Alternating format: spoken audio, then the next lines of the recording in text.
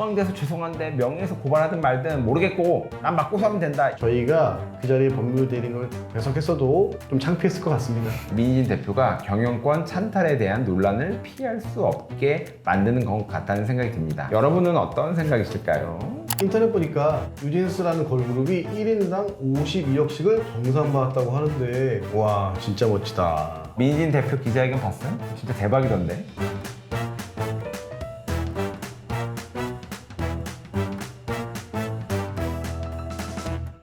결국 하이브랑 뉴진스 소속사 어도어가 법정 공방을 시작했다고 합니다. 정말 끈질긴 싸움이 시작될 것 같은데요. 저희가 작년에 피프티 관련 컨텐츠를 다룬 적이 있었는데 그때는 소속사와 아티스트 간의 전속 계약 해지가 쟁점이었다면 이번에는 진짜 특이합니다. 모기업과 그 아래 레이블 대표와의 싸움인데요. 어쩌다가 경영권 분쟁을 하게 되었고 하이브가 어도어의 민희진 대표를 업무상 배임죄로 고소하겠다고 한 가운데 실제로 배임죄가 적용되는지 앞으로 어떻게 흘러갈지 등을 법적인 시선으로 한번 들여다보도록 하겠습니다. 어차피 뉴스가 이미 나올 만큼 나와서 대부분 사람들은 아실 거예요. 혹시 잘 모르는 분들을 위해서 아마도 저희 PD님이 화면에 타임라인을 쫙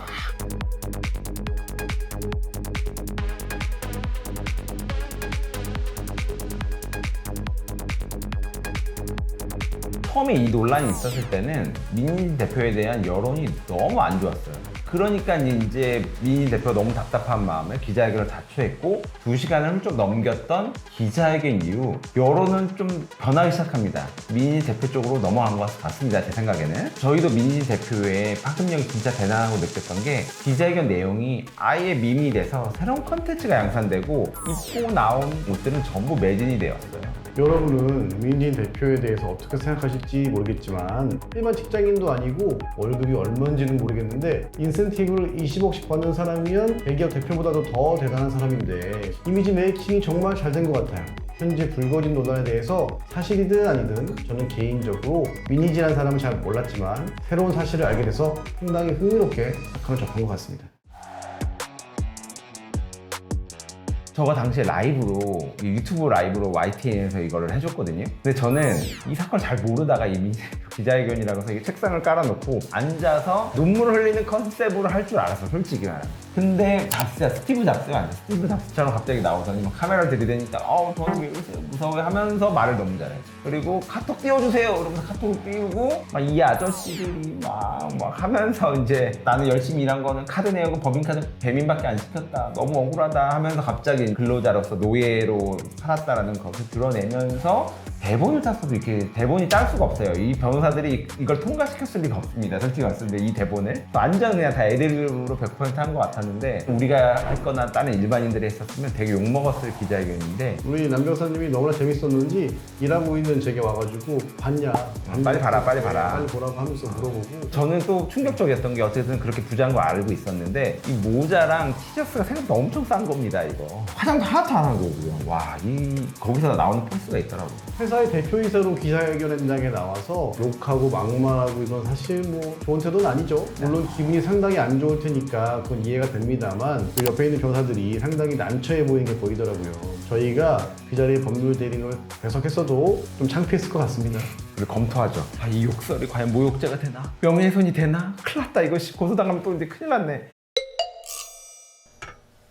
그리고 민희진 대표의 워딩에 이런 부분이 있어요. 격앙돼서 죄송한데 명예훼손 고발하든 말든 모르겠고 난 맞고 사면 된다. 이런 뉘앙스의 워딩을 조심히 할 필요가 있었습니다. 근데 동시에 또 방시혁 의장과 박지원 하이브 대표 등이 경영권 탈취 프레임을 씌우고 있다고 막 주장을 했어요. 에스파 밟을 수 있죠? 라는 방 의장의 카톡도 막 공개하고 하이브 고위 간부들을 친절하게 실명 언급하면서 개아저씨들. 이게 명예훼손이 될까요? 제가 볼 때는 성립할 가능성이 꽤 있습니다. 방시혁 의장은 민희진 대표를 정보통신법상 명예훼손이나 모욕죄로 추가 고발할 수도 있지 않을까라는 생각이 들기도 하니까요. 카톡 내용을 공연성 있는 장소에 유포했으니 당연히 명예가 침해됐다고 볼 수도 있거든요. 민희진 대표의 기자회견이 어쨌든 새로운 밈이 돼서 콘텐츠로 2차 가공되어 돌아다니고 있는데 이걸 많이 접하게 된 건 결국 10대, 20대 젊은 친구들이잖아요. 법적이고 뭐를 떠나서 이런 거 안 따라했으면 좋겠습니다. 신 변호사님은 딱 이렇게 배쪽 같은 선비 스타일이라 이런 의견을 항상 하시고, 저는 약간 이렇게 제도를 깨고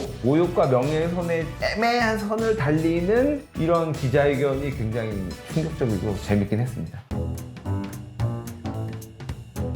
어도어의 민희진 대표가 대표이사 단독으로 뉴진스의 전속 계약을 해지할 수 있게 권한을 요구했다는 보도가 나왔고, 독립적인 레이블 운영을 위한 요청 사항이었다는 해명이 나왔습니다. 이 부분에 대해서는 정말 법적으로는 민감하게 볼 수밖에 없어요. 하이브가 미치지 않고서야 무조건 거절한 내용 아닌가요? 그냥 쉽게 생각하면 연예기획사 입장에선 아티스트가 가장 중요한 자산인데 이거를 독단적으로 자를 수 있는 권한을 줘버리면 사실상 자기 권리를 포기하는 거니까요. 하이브의 간섭을 피할 장치였다고 하는데, 지금 구조가 하이브 산하의 레이블사잖아요. 지분을 80%나 보유하고 있는데 어도어가 간섭을 피하겠다, 이런 부분에 있어서는 민희진 대표가 경영권 찬탈에 대한 논란을 피할 수 없게 만드는 것 같다는 생각이 듭니다. 여러분은 어떤 생각이실까요? 어도어에는 현재 뉴진스 한 팀밖에 없고 그럴 일은 없어 보이지만 이들이 나가면 회사에는 스텝만 남게 되는 상황입니다.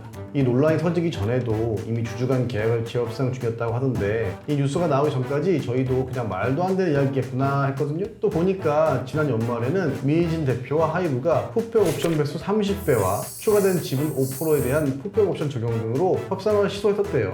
지금도 주식이 1,000억 넘게 있네 어쩌네 하는데, 저렇게 되면 그게 2,400억 gang 되는 거거든요. 그리고 2023년 4월 25일 기점으로 이사회에서 하이브 쪽 인사가 사임하고 민희진 대표 쪽 인사가 사내이사로 부임합니다. 솔직히 냉정하게 그냥 글만 놓고 읽어보면 하이브가 민희진 대표 쪽을 너무 밀어준 게 아닌가 라는 생각을 할 수도 있겠죠. 앞으로 진짜 어떻게 될지 저는 이 상황이 참 궁금합니다.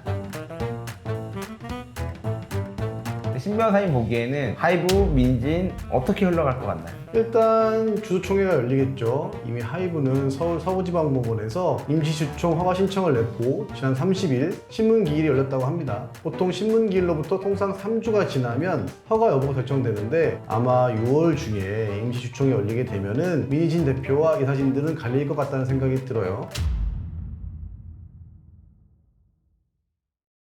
경영권 찬탈이고 어쩌고 결론은 하이브가 지금 80%를 갖고 있잖아요. 솔직히 20% 가지고는 진짜 뭐 아무것도 못하죠. 이 부분이 중요한데요. 20% 가지고 아무것도 못합니다. 할 수가 없습니다. 솔직히 어떤 꼼수를 부려도 경영권 찬탈이라는 프레임이 이긴 것 같긴 해요, 저는. 그래서 민희 대표랑 부대표가 지금 업무상 배임으로 고발을 당했잖아요.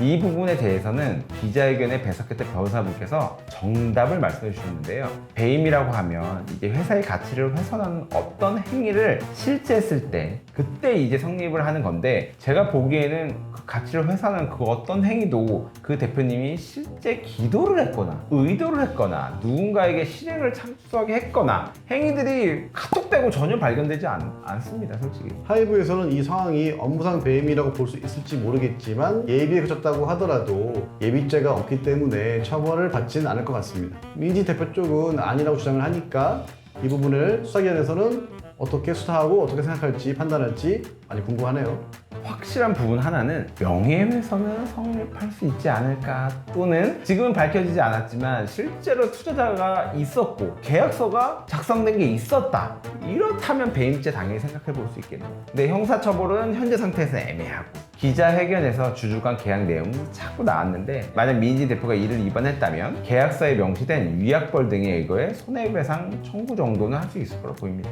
오히려 민희진 대표 쪽에서 포렌식 등을 통해서 개인 사찰을 당했으니 고소하겠다는 주장도 하고 있는데, 법정에 가면 아마도 여러 갈등이 전부 다뤄질 것 같아요. 특히 한국경제신문에 따르면 어도어 주주간 계약 11조 손해배상 조항에 민희진 대표가 계약을 위반할 경우 하이브 또는 하이브가 지정한 제3자를 통해서 민희진 대표가 보유한 주식의 전부를 매수할 수 있는 권리가 발생하고, 이때 주당 매매 대금은 한 주당 액면가와 공정가치의 70%에 해당하는 금액 중 더 적은 금액으로 한다는 아주 중요한 내용이 있는데요. 이렇게 되면은 경진 지분까지 다 포함해도 1,000억에서 32억 수준으로 쪼그라들게 됩니다. 진짜 빈털터리로 쫓겨나는 변수가 될 수도 있는 거죠.